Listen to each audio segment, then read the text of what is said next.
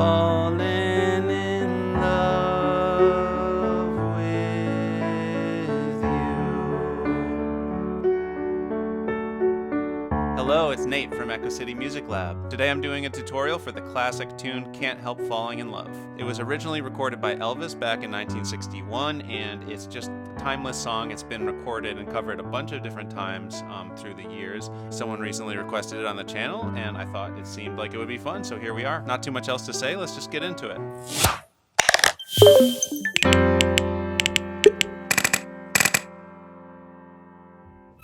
So I'm just going to start by going through the chords that you'll need for the verses. And we'll start off by just doing them as held out chords for now, so you can get to know the structure. And then if you want to take it a step further and do this arpeggio, I'll show you that as well. I recommend getting the chord chart. I put a link down in the description. I made it specifically for this tutorial, and you can follow along with where all the chords go relative to the words you're singing. The first chord we need to talk about is a D major chord. So that's just D, F sharp, and A. But before we talk about more chords, let's just talk about inversions, because there's a lot of inversions in this song where you are changing the shape of the same chord. So as I just said, a D major chord is D, F sharp, and A. But no matter what order those notes are in, they could be spread out throughout the keyboard like that. It's still a D major chord. The identity of that chord is those three notes being heard together. So a really useful thing to walk through is, so here we got a D major chord, right? We call this root position. The root of a D major chord is a D. It's the note the chord is named after, and it's seen here at the bottom. This is by far the most common D major chord. But if we take that D up an octave here, we've got what we call the first inversion. We just inverted it up one. The F sharp and the A stayed, and we just moved the D up there. So that's first inversion. I often do that shape with my thumb, second finger, and pinky. Fits a little bit better. We can do that again. Take that F sharp, put it on top. Suddenly the A is on the bottom. We would call this the second inversion. So we got A, D, and F sharp. Again, same three notes, just a different order. Slightly different sound, but it still sounds like a D chord. And if we take that one step further, take that A up an octave here, we're back to root position. We're just an octave higher than where we started. Now, if you haven't practiced inversions before, I really recommend getting to know them and doing this exercise where you just step through all the inversions of a D chord. You can go up a few octaves. If you take the time to practice your inversions so they're automatic, it will pay off so much for your piano playing. And in this song, we have these moments where you go, and I could teach you that as just a sequence of notes and you could memorize it, but if you are thinking of it as inversions of a D chord, it's much more efficient. Anyway, that's my inversions rant. Let's keep going. So first we had the D major chord, and the next chord is going to be an F sharp minor chord. Normally it would be voiced like that, but we're doing the second inversion of it here. So it's going to be a C sharp, F sharp, and A.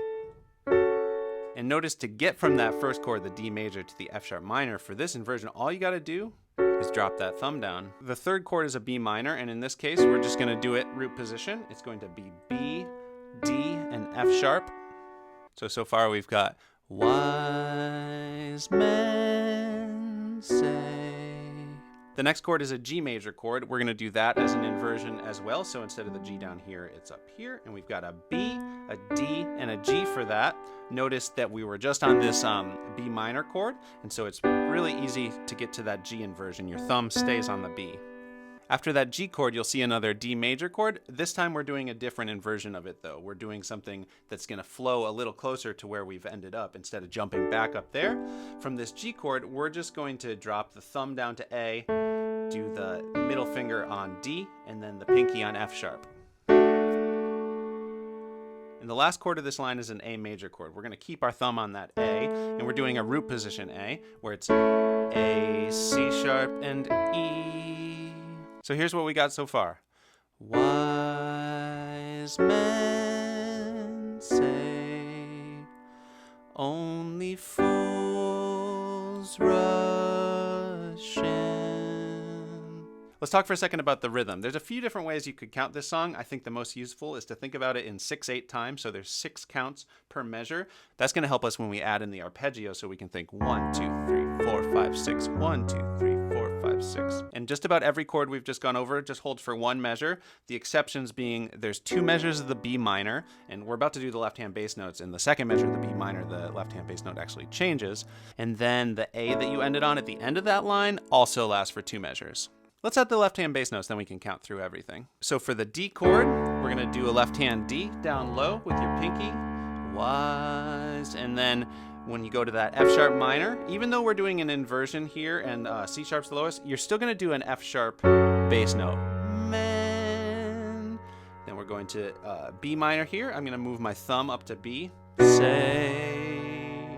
And before you sing the next word, there's another measure of that B minor, and on the chord chart it's B minor slash A. So the note that comes after the slash is the bass note changing, but the right hand stays the same. So that's just the bass line's kind of walking down there. And then we've got only fools. There's that G. We're gonna just do that with the third finger in the left hand. Fools. Then back to D, rush, so that's pinky in the left hand on the D, and then in, we're back to A here in the left hand. I'm using my second finger here, even though if you put your pinky on D, it's kind of natural to put your thumb there, and going up we did third finger on the F sharp, but once you hit this B, it kind of makes sense to think of your hand position as doing 3, 2, and 1 on the G, A, and B, and with a little stretch here. That's gonna allow you to reach all the notes without too much hopping of any fingers. Let's go through that once just for the counts. 1, 2, 3, 4, 5, 6. 1, 2, 3, 4, 5, 6. 1, 2, 3, 4, 5, 6. 1, 2, 3, 4, 5, 6. 1, 2, 3, 4, 5, 6. 1, 2, 3, 4, 5, 6. 1, 2, 3, 4, 5, 6. 1, 2, 3, 5, 6. So again, that's the 2 measures of the A at the end. By the way, there's one little variation I wanted to mention here. On that D that comes after the G, the second to last chord in that line, you can do a F sharp bass note instead of going back down to the root. So it would be only fools rush in. The bass on the recording does do that F sharp bass note there instead of the D. I found that on just piano, that note felt a little more heavy-handed than it does on the recording, and I just liked the D root better. But if you like that F sharp and it sounds more like the recording to you, go for it. So let's do the second line of the chorus. It starts with a G, so we're doing the left-hand G bass note, and then that same inversion of G up here, the B, D, G, but I can't. So this is an A7 chord. You're doing the A down here in the left hand, and for the right, you can just do a C sharp, an E, and a G. So, but I can't. You can kind of keep your pinky in the same spot there.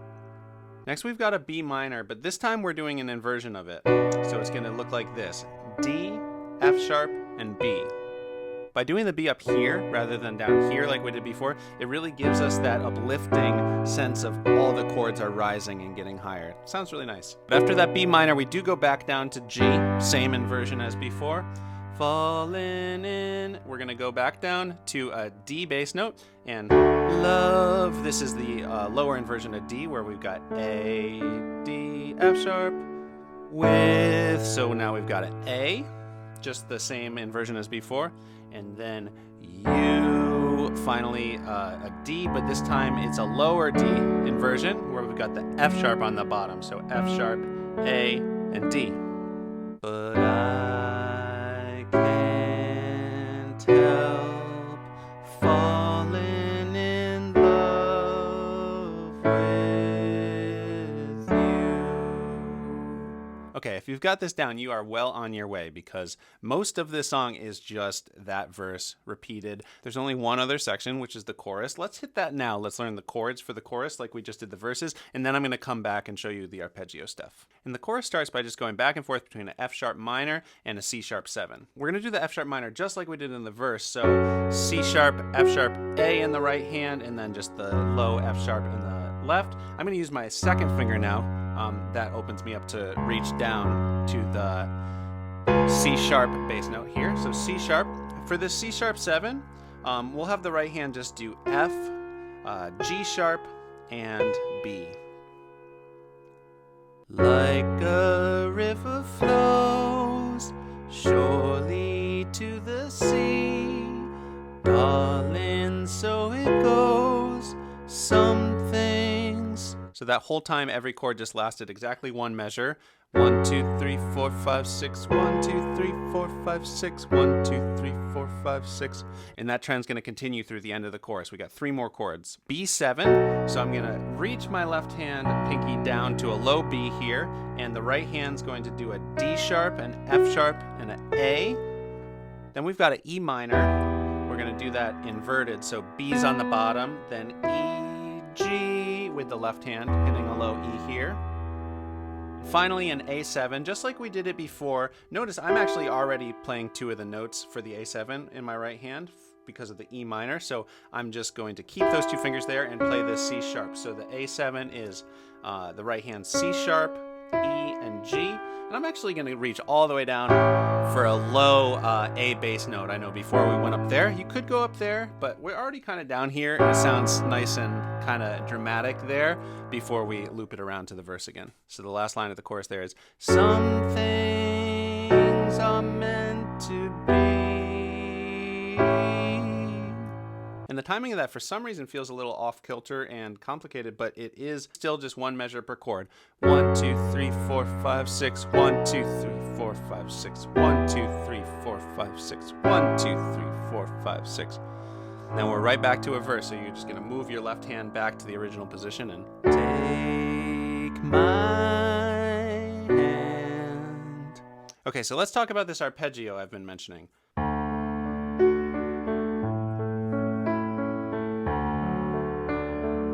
Sounds really beautiful and pro. It's not that hard though. As long as you're counting to 6 for each measure, you're just placing a note on each one of those counts. And let's just take the D major chord to start. The first chord from the verse where you're doing this low D in the left hand and just the root position D up here. You can think of it as 1, the left hand plays. And then on the rest of the counts of the measure, your right hand skips up for each note of the chord and then back down. So it'll be like this. 1, 2, 3, 4, 5, 6. That's the pattern. 1, 2, 3, 4, 5, 6. And notice I'm holding the left hand the whole time. 1, 2, 3, 4, 5, 6. But I'm not holding the right hand notes. I'm just kind of skipping around. Take all the time you need getting the hang of that. I would just loop it on that D chord. 1, 2, 3, 4, 5, 6. 1, 2, 3, 4, 5, 6. Until you just really get the hang of it. A sustain pedal makes it nice if you just hold it down that whole time. Just know if you're using the sustain pedal, you'll have to do a quick lift every time the chord changes, otherwise too many notes will start ringing together. So I'm just going to sing through the verse so you can see how that starts to take shape. Wise men say only fools rush in, but I can't help falling in love with you. Which brings us to one final detail. You'll notice on the chord chart, some of the Ds have a little asterisk on them. And that is where this kind of extra arpeggio moment happens. It's a little bit more complicated. Sounds like this. So after you've done the regular pattern on that D inversion you land on, so 1, 2, 3, 4, 5, 6, there's another 6 counts, so another measure of D where you're going to step up the inversion twice. So maybe without the arpeggio, practice that. So you've got this first inversion of D, then you invert it once up here, and then you invert it one more time until you're at that root position. And for each of those 2 higher inversions, you're just going to do the second half of the arpeggio where it's skipping down. Top, middle, bottom, top, middle, bottom. So altogether, the final 2 measures of D that end the verses look like this.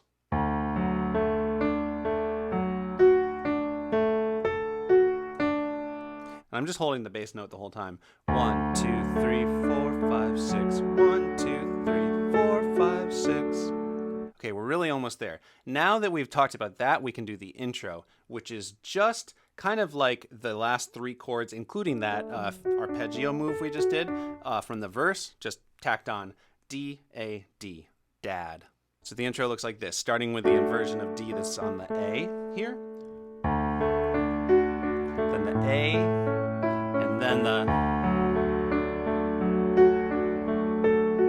and then if you do that, you've ended up in this position with the root position D that starts the verse. It's pretty convenient. Wise men say.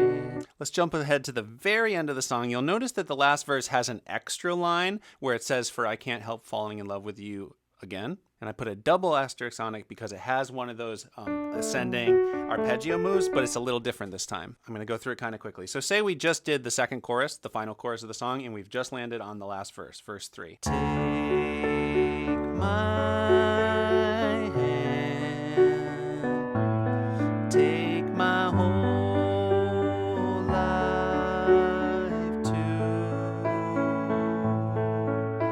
for I can't help falling in love with you. So that's as it normally would be, but then we have another, for I can't help falling in.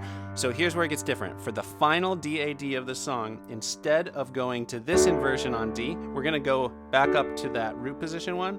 Love with, we're just keeping our right hand higher here. This final A is going to be this inversion of the A with, so C sharp, E, and A.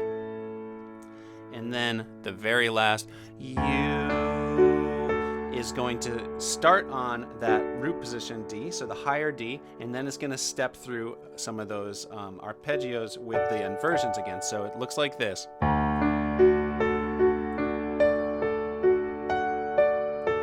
So same pattern as before, you're just starting on a different inversion of D. So you do root position, then first, and then second inversion, instead of starting on the first inversion, second, and ending on the root. So we've got with you. And then the final detail is to kind of wrap the song up.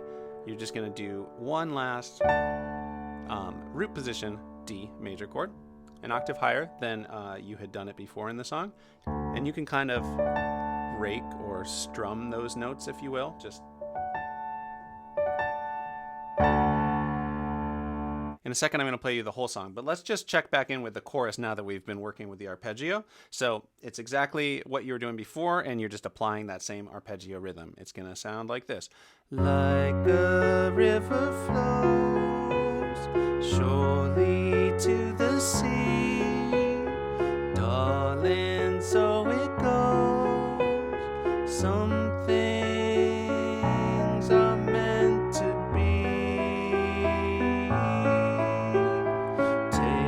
All right, cool, that's everything. Now I'll put it together in a full cover so you can see how it all fits. Please, if you haven't already and you found this helpful, take a second to subscribe, turn on the notifications so you'll know when I come out with these videos. Give it a like and let me know what other songs you want to see. All right, here's my version of Can't Help Falling in Love.